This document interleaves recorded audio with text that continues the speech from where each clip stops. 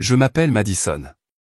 J'ai 28 ans, je vis à Chicago et je travaille dans le conseil financier senior. Les gens m'appellent souvent celle qui est stable, la fille qui tient le coup lorsque toute la famille commence à s'effondrer. Et je suppose que c'est juste. Je suis celui qui a payé les frais de scolarité de mon frère après qu'il ait perdu sa bourse pour faire la fête, celui qui a contracté plus de 60 000 $ de dettes que mon père avait dépensées dans des investissements louches, et celui qui a discrètement couvert chacune des factures de carte de crédit de ma mère, même si elle ne m'a jamais demandé une seule fois si j'allais bien. Je me disais, la famille, c'est la famille. Quoi qu'il en soit, continuez d'essayer. Mais avec le temps, cette définition a commencé à m'étouffer. La semaine dernière, j'ai reçu un texto de ma mère, « Cher Madison, viens à la maison à 18 h ce soir. Nous avons quelque chose de spécial pour toi. » Pour une raison quelconque, mes doigts se sont figés sur l'écran. Quelque chose de spécial, de la part de ma mère, Hélène, signifiait généralement des ennuis. La dernière fois qu'elle a dit quelque chose comme ça, toute la famille s'était réunie pour me faire co-signer un prêt pour la nouvelle start-up de Hunter, quelques mois seulement après la faillite de sa dernière entreprise. J'étais assis dans ma voiture, garée devant la maison de banlieue à 2 étages que j'avais contribué à payer il y a 4 ans. Bien sûr, c'était au nom de mes parents. À travers la chaude lumière jaune des fenêtres, je pouvais voir les gens bouger, entendre les rires étouffés. Je suis sorti, j'ai ajusté mon manteau et j'ai sonné à la porte. La porte s'est ouverte et il y avait ma mère, entièrement maquillée, rouge à lèvres rouge vif, les yeux pétillant un peu trop. « Surprendre !» a-t-elle crié en m'attirant à l'intérieur. Le salon était rempli de parents que je n'avais pas vus depuis Noël il y a 2 ans. Oncle Henri, tante Joanne, et même ma cousine Daphné, qui ne se présente que lorsqu'il y a des cadeaux ou de l'argent. Tout le monde a crié à l'unisson, « Joyeux anniversaire en avance, Madison !» J'ai souri, faisant semblant d'être surpris. « Oh waouh, vous m'avez vraiment compris, » dis-je, même si la seule chose que je ressentais était des soupçons. Ma mère m'a guidé vers le canapé au milieu de la pièce et mon père m'a rapidement tendu un cocktail. « Votre préféré ? » Le gin à la pomme verte, sourit-il jusqu'aux oreilles. Je déteste le gin depuis l'âge de 25 ans. « Asseyez-vous, chérie, » dit doucement ma mère, même si j'ai remarqué que ses yeux se tournaient vers la table d'appoint où un dossier relié en cuir était soigneusement posé, comme s'il attendait. Je me suis assis et j'ai jeté un coup d'œil à la première page, accord d'allocation d'actifs. Louise Bennett Inheritance Trust. J'ai incliné la tête. Qu'est-ce que c'est, maman ? Oh, juste une paperasse ennuyeuse, dit-elle rapidement en posant sa main sur la mienne. Regardons ça plus tard, chérie. Ce soir, c'est pour faire la fête. J'ai souri, mais ma main était déjà en train de chercher les documents. En fait, j'aimerais regarder maintenant si ça te va. La pièce s'immobilisa soudainement. Mon père se leva maladroitement en levant son verre. Un toast à Madison, l'étoile la plus brillante de la famille, dit-il d'une voix légèrement précipitée. Je suis passé à la première page. Mes yeux se sont arrêtés sur une phrase, moi, Madison Claire Bennett, j'abandonne par la présente tous mes droits sur le Louise Bennett Inheritance Trust. J'ai regardé ma mère. Maman, qu'est-ce que c'est ? Elle se força à sourire. Juste une formalité, chérie. C'est à des fins fiscales. À des fins fiscales ou tout transféré à la famille sans me le dire ? Ai-je demandé, la voix calme mais les yeux rivés sur les siens. Madison coupa Hunter. S'il vous plaît, signez-le. Tout le monde est déjà d'accord. J'ai ri, mais ce n'était pas un rire joyeux. Alors, c'est la vraie raison de la fête d'anniversaire surprise. Ma mère serra les mains. Le sourire a disparu. Ne faites pas de scène. Tout le monde est là. J'ai fermé le dossier et l'ai posé sur mes genoux. Ensuite, j'ai laissé tout le monde l'entendre. Il mérite la vérité. J'ai regardé autour de moi, des visages familiers qui me semblaient soudain si étrangers. Et je savais que cette nuit serait le début de quelque chose de complètement différent. J'étais toujours assis là, dans le salon que je connaissais si bien, mais je me sentais désormais comme chez un étranger. L'air était si épais que j'entendais mon cœur battre dans ma poitrine. Le dossier était toujours sur mes genoux, la couverture en cuir se courbant légèrement à l'endroit où mes doigts s'y enfonçaient. Personne n'a dit un mot. Chaque paire d'yeux avait une chose en commun, l'évitement. Hunter regardait le sol, les doigts étroitement entrelacés. Daphné tapait sur son téléphone, comme si toute notification était plus importante que cela. Ma mère, Hélène, arborait toujours ce sourire forcé, mais je pouvais voir le malaise derrière ses yeux. Je me suis tourné vers mon père. Même lui avait l'air inquiet. Papa, maman, pourquoi ferais-tu ça? Si c'était vraiment à propos de la succession de grand-mère, pourquoi ne pas me parler honnêtement? Ma mère s'éclaircit la gorge, puis s'approcha, d'une voix sirupeuse mais aiguë. Chérie, je sais que tu t'inquiètes toujours trop, mais ce n'est pas grave. Je pensais juste que si l'héritage était sous notre gestion, ce serait plus pratique. Tu n'as pas vraiment besoin de plus d'argent, n'est-ce pas? Tu as déjà tout. Je laisse échapper un rire sec. Pratique pour qui, maman? Pourquoi me piéger comme ça lors d'une fête que tu as qualifiée de surprise? Je pensais que j'étais une famille, pas un atout financier. Une voix bourrue parla du coin. Lorraine, ça suffit. C'était mon oncle Ray. Vous mettez tout le monde mal à l'aise. Vraiment? Je me tournai vers lui. Alors je suppose que je devrais m'excuser de ne pas avoir renoncé au dernier lien juridique que j'ai avec ma grand-mère. Regan, mon meilleur ami, s'est approché de moi. Je n'avais pas remarqué qu'elle était là, mais maintenant elle l'était, les yeux fixes, prête si j'avais besoin d'elle. Lorraine, a lancé ma mère, le sourire disparut maintenant. Ne tournez pas ça en drame. Je me suis levé, soulevant le dossier avec 2 doigts comme s'il risquait de tâcher. Le problème, c'est que maman, tu as écrit le scénario et j'ai malheureusement refusé de jouer le rôle. Je me dirigeai vers la table à manger, posai doucement le dossier, puis lever les yeux vers tous les visages de cette pièce. Grand-mère Louise m'a tout laissé parce qu'elle savait. Et ce soir, vous avez tous prouvé qu'elle avait absolument raison. Silence. Je me suis tourné vers Regan. Pouvons-nous y aller? Elle hocha la tête. Mais avant que j'atteigne la porte, ma mère m'a crié, si vous ne signez pas, il y aura des conséquences. Je me suis retourné et je l'ai regardé droit dans les yeux. J'ai vécu avec des conséquences toute ma vie, maman. Maintenant, je choisis la clarté. Et je suis sorti de cette maison. Pas avec des larmes ou de la colère, mais avec conscience. La voiture de Regan glissait tranquillement dans la rue bordée de lumière dorée. Je me suis penché en arrière, mon cœur encore secoué par tout ce qui venait de se passer. Ça va? Demanda-t-elle doucement. Pas encore, mais je le serai, répondis-je en regardant par la fenêtre. Regan resta silencieux pendant un moment, puis murmura, votre grand-mère a dû voir ça venir. J'ai hoché la tête. Ouais, je pense qu'elle a laissé quelque chose de plus derrière elle. Pas seulement de l'argent. Peut-être une vidéo, une lettre, un moyen de les dénoncer. Regan m'a doucement serré la main. Alors c'est ton tour maintenant. Je lui ai tenu fermement la main, puis j'ai hoché la tête. Demain, je rencontre l'avocat de grand-mère. Nous nous sommes arrêtés dans un petit café au bord du lac où les lumières dorées scintillaient sur l'eau ondulante comme une feuille de verre. Regan a servi 2 tasses de thé chaud pendant que je fouillais dans mon sac à main et en sortais le dossier que ma mère avait essayé de me faire signer. J'ai feuilleté à nouveau les pages, cette fois lentement, en m'assurant de ne rien manquer. Il ne s'agissait pas seulement de renonciation à l'héritage. Il y avait aussi des pièces jointes, une procuration temporaire et une feuille de réaffectation financière, qui indiquait clairement que près de 100% des actifs de ma grand-mère seraient transférés dans une nouvelle fiducie, gérée par mes parents. Regan m'a regardé, son expression s'assombrissant. Il n'avait pas prévu de vous donner un seul dollar. J'ai hoché la tête. En plus, il prévoyait d'utiliser mon nom pour que tout cela ait l'air légal. Si je signais ceci, je leur remettrais les clés moi-même. Elle se mordit la lèvre en réfléchissant. Et l'avocat de ta grand-mère? Tu as dit que tu allais nous contacter. J'ai sorti mon téléphone et rouvert le dernier message que ma grand-mère, Louise, m'avait envoyé juste une semaine avant son décès. Chère Lorraine, si jamais les choses commencent à devenir confuses, va voir mon avocat, Monsieur Gerald Price. Je t'ai laissé certaines choses. J'ai appelé le bureau à la première heure le lendemain matin. Une femme d'apparence professionnelle a répondu et a fixé un rendez-vous à 10 heures. Je suis arrivé 10 minutes plus tôt, le cœur battant dans ma poitrine. Le bureau se trouvait dans un immeuble classique en briques rouges du centre-ville de Boston, avec de grandes fenêtres donnant sur le parc. Gerald Price était un homme calme aux cheveux argentés au début de la soixantaine.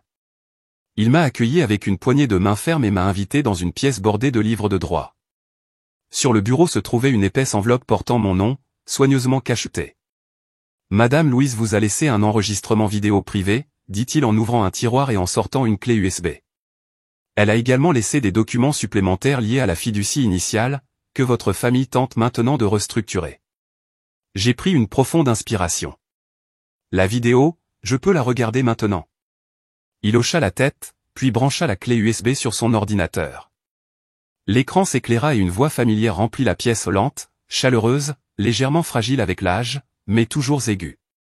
Lorraine, si tu regardes ça, alors les choses se déroulent exactement comme je le craignais.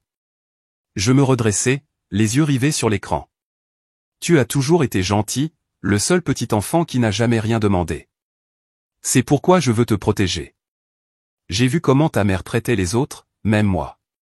Utiliser la famille comme excuse pour profiter, tout cela au nom du sacrifice. Je t'ai tout laissé, non pas parce que tu en avais besoin, mais parce que tu le mérites. Mes mains se crispèrent, mes yeux brûlaient. L'écran est passé aux conditions originales de la fiducie. Il indiquait clairement, s'il y avait une tentative visant à forcer l'héritier à renoncer à ses droits, tous les actifs seraient automatiquement redirigés vers les organisations caritatives qu'elle avait nommées. Votre famille n'est pas au courant de cette clause, a déclaré M. Price. Mais si vous me le dites, je peux l'activer aujourd'hui. Je l'ai regardé. Et cette vidéo? Puis-je en avoir une copie? Bien sûr. Il m'a tendu une nouvelle clé USB. Et il y a encore un enregistrement. Il est destiné à la famille. J'ai pris l'appareil, le cœur battant avec des émotions mitigées. Mais ensuite, un plan a commencé à prendre forme. Je pense qu'il est temps que toute la famille regarde la vidéo ensemble. Regan m'a rencontré sur le parking. Je lui ai tout raconté sur le chemin du retour. Quand j'ai mentionné la vidéo, ses yeux se sont illuminés. Tu vas leur montrer? J'ai hoché la tête. Ce soir, j'organise une petite réunion dans cette maison. Ainsi, votre fête surprise devient leur surprise. J'ai souri. Et cette fois, c'est moi qui écris le scénario. Une fois que tout le monde était là, je diffusais la vidéo devant eux tous. Et si quelqu'un essayait encore quelque chose de louche, cette clause transférant 100% à une œuvre caritative attendait toujours. Ils n'en avaient aucune idée, mais je savais mieux que jamais que c'était eux qui étaient testés. Ce soir-là, j'ai envoyé une courte série de textes. Maman, j'ai réfléchi. Demain, j'invite tout le monde chez moi à 17h. J'aimerais tout régler sereinement. La réponse est venue presque instantanément, chérie, je savais que tu viendrais. Je suis tellement contente, nous serons tous là. Je n'ai même pas eu besoin de le lire attentivement. Je savais que ma mère, Hélène Langston, n'avait jamais refusé un rassemblement où elle pensait pouvoir gagner. Regan m'a aidé à réaménager le salon. J'ai emprunté un mini-projecteur au bureau et je l'ai monté sur une étagère face au canapé. Le mur serait l'écran, propre et dégagé. J'ai jeté un dernier coup d'œil dans la pièce, puis j'ai placé la clé USB contenant le message de grand-mère Louise à côté de l'ordinateur. Mon cœur battait à tout rompre, mais pas à cause de la peur. C'était parce que je savais qu'après aujourd'hui, plus rien ne serait comme avant. À 17h précise, la sonnette retentit. Ma mère a été la première à passer, vêtue d'une robe beige douce, ses cheveux soigneusement coiffés et ses talons claquant comme si elle marchait sur un podium. « Où est Madison ?» a-t-elle demandé au moment où elle a franchi le seuil, m'appelant par le deuxième prénom qu'elle utilisait encore lorsqu'elle voulait me le rappeler, « Je t'ai donné naissance. » C'est moi qui ai invité tout le monde, dis-je calmement en sortant. « S'il vous plaît, entrez. » Mon père est arrivé ensuite, suivi de l'oncle Ray, de la tante Linda et de Hunter, qui avaient l'air visiblement nerveux. Je leur ai proposé des places, puis je me suis dirigé vers le projecteur. « J'aimerais partager quelque chose, dis-je, ma voix basse mais suffisamment claire pour faire taire la pièce. J'ai branché l'USB. L'écran s'est allumé et elle était là, grand-mère Louise. Ses cheveux argentés étaient soigneusement tirés en arrière, ses yeux perçants étaient concentrés et sa voix était aussi apaisante que ces après-midi d'été où je l'écoutais raconter des histoires quand j'étais enfant. Si vous regardez ça, cela signifie que Lorraine a refusé de signer tout ce que vous lui avez apporté, commença la voix de grand-mère. J'ai entendu un léger changement depuis l'endroit où ma mère était assise, mais elle n'a rien dit. J'ai établi une confiance qui ne peut pas être changée.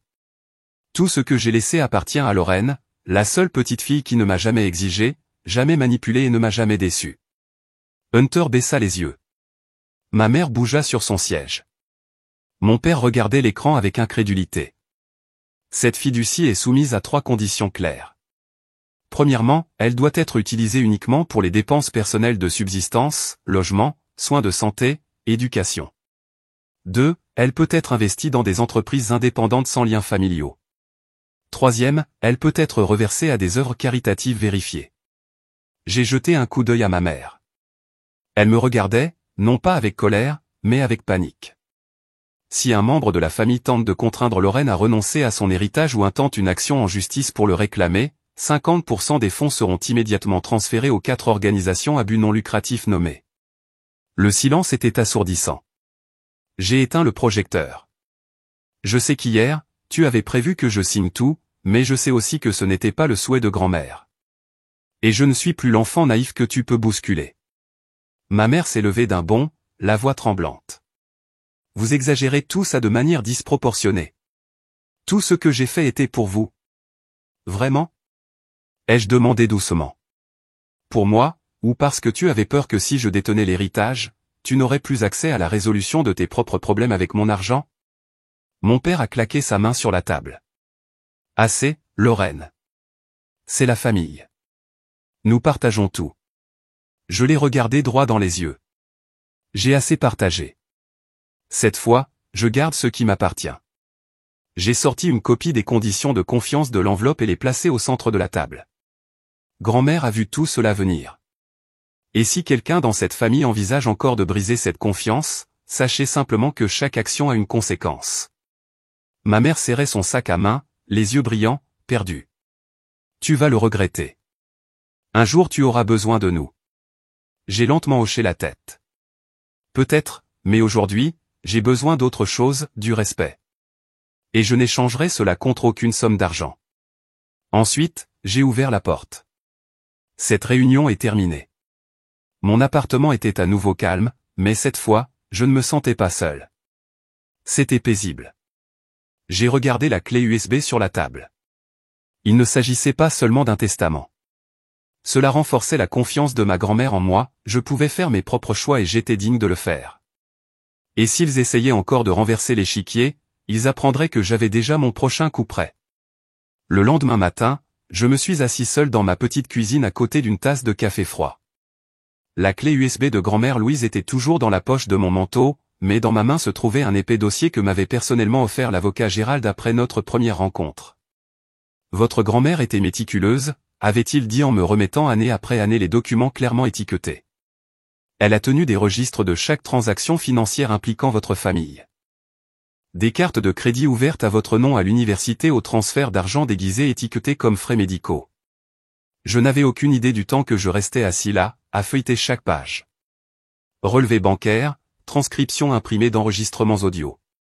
Mais au moment où j'ai plié le dernier papier, j'étais sûr d'une chose, cette fois, je n'étais pas seulement en train de me défendre. Je disais la vérité. 2 jours plus tard, j'ai appelé mon père pour le rencontrer, juste lui. Pas de maman, pas de Hunter. Nous nous sommes rencontrés dans un café tranquille de Brooklyn où il m'emmenait manger des crêpes quand j'étais petite. Mais il n'y a pas eu de petit déjeuner en famille aujourd'hui. Juste un calcul. Mon père, Richard Langston, avait 10 minutes de retard. Il entra avec un sourire penaud. Désolé, trafic. Mais merci de m'avoir rencontré.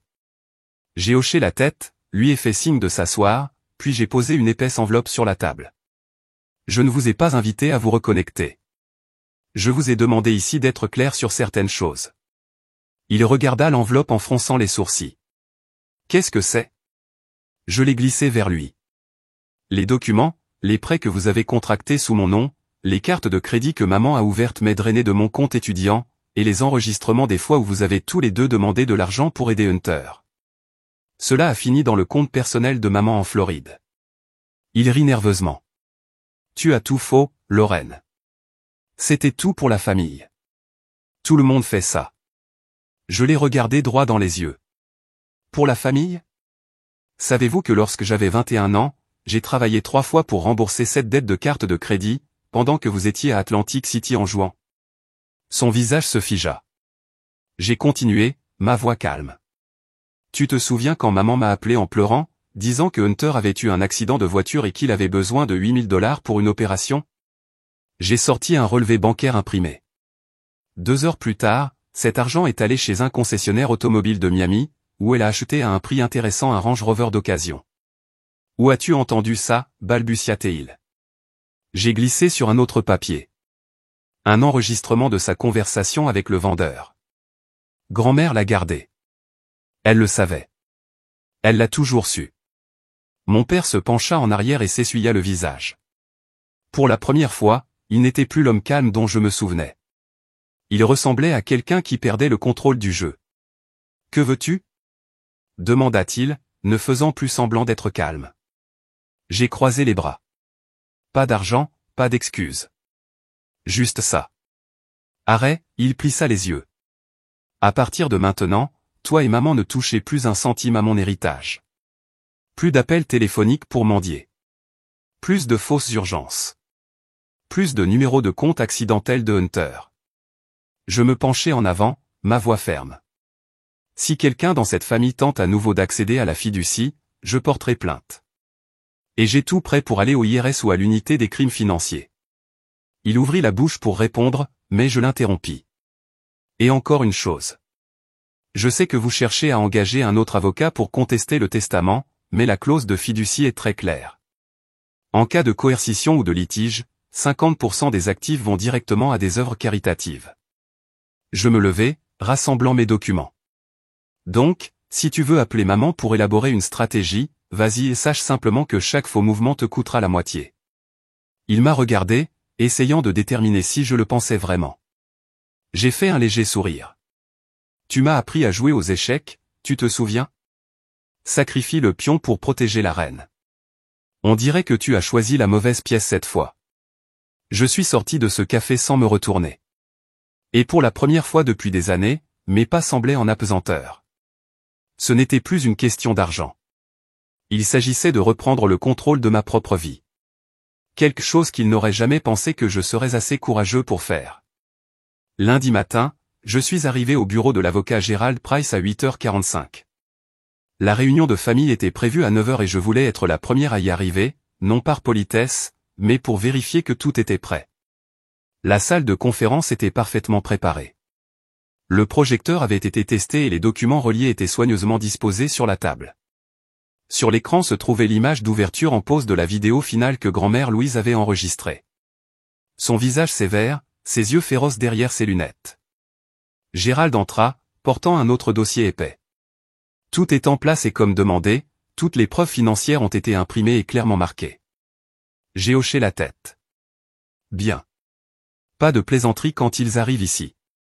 À 9h précises, la porte s'est ouverte. Ma mère, Hélène, est arrivée la première, suivie de mon père, Richard et Hunter. Ils s'habillaient comme s'il s'agissait d'une réunion de conseil d'administration. Maman dans un blazer gris ardoise, papa portant sa cravate rouge emblématique, sa cravate puissante comme il l'appelait. Hunter ne dit rien, les mains fourrées dans ses poches, évitant mon regard.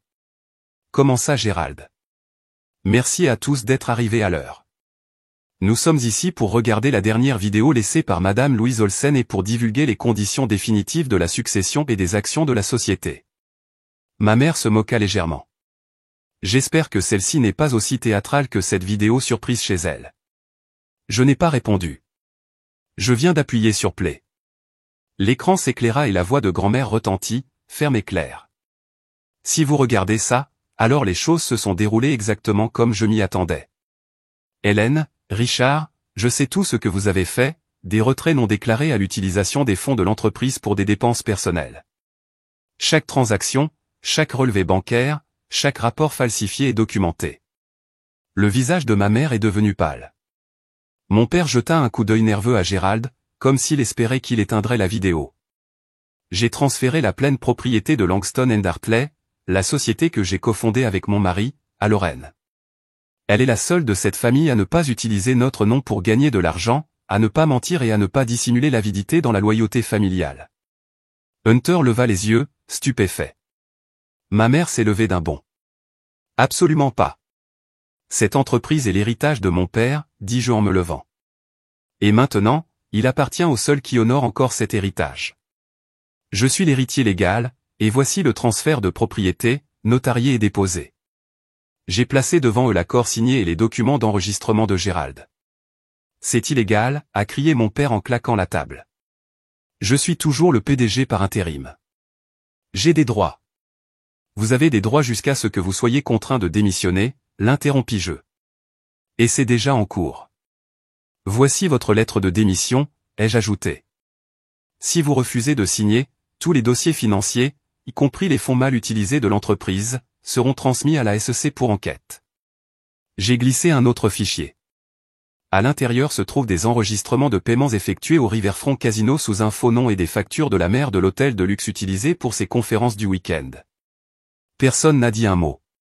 Gérald a ajouté, de plus, si quelqu'un tente d'interférer avec ce transfert ou de menacer l'héritier, la clause de protection des actifs de la fiducie s'activera, transférant la moitié de la valeur de l'héritage à des organisations de récupération en cas d'abus financiers. J'ai regardé ma mère. Tu disais que j'étais trop sensible, mais tu avais tort. J'étais tout simplement trop patient. La main de mon père trembla alors qu'il cherchait la lettre de démission.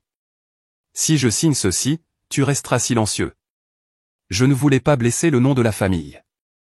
J'ai dit, mais si vous continuez à essayer de me manipuler, je n'hésiterai pas à mettre la vérité en lumière. Richard regarda ma mère.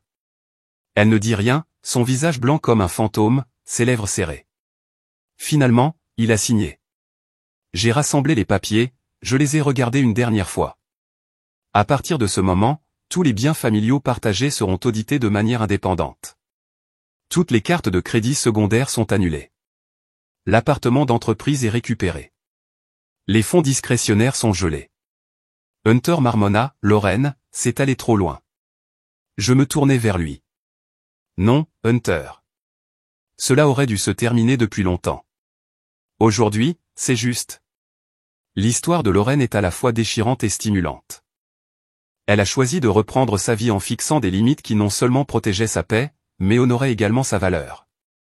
Pendant des années, elle a été la bouée de sauvetage financière de la famille, offrant non seulement de l'argent, mais aussi son temps, son énergie et sa jeunesse. Pourtant, derrière des portes closes, sa famille a continué à l'épuiser émotionnellement et financièrement sans jamais apprendre à la valoriser en tant qu'individu. Le moment où elle a pris le contrôle, c'est lorsqu'elle a réalisé que son bien-être devait passer avant tout.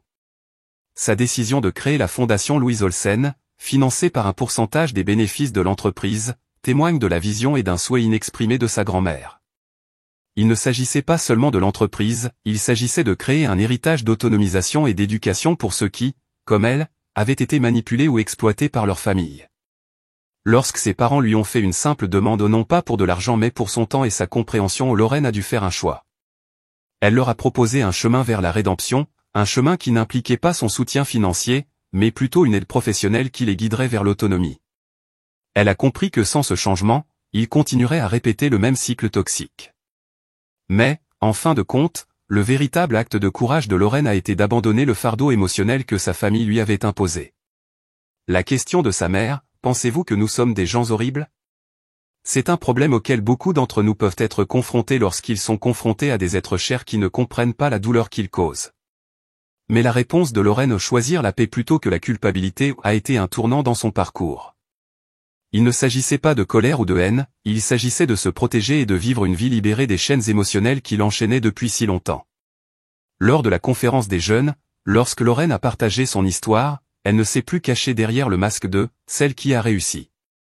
Elle a révélé la vérité sur le coup de son succès, les appels de minuit, les sentiments de culpabilité et les exigences incessantes qui lui donnaient l'impression qu'elle donnait toujours mais ne recevait jamais. Elle a transmis au public un message puissant, vous n'êtes pas égoïste en choisissant de vous protéger. Ce moment était le reflet de la sagesse qu'elle avait acquise après des années d'abnégation. L'histoire de Lorraine nous rappelle que vraie famille ce n'est pas seulement une question de lien de sang. Il s'agit de ceux qui vous soutiennent lorsque vous avez osé vivre comme vous-même.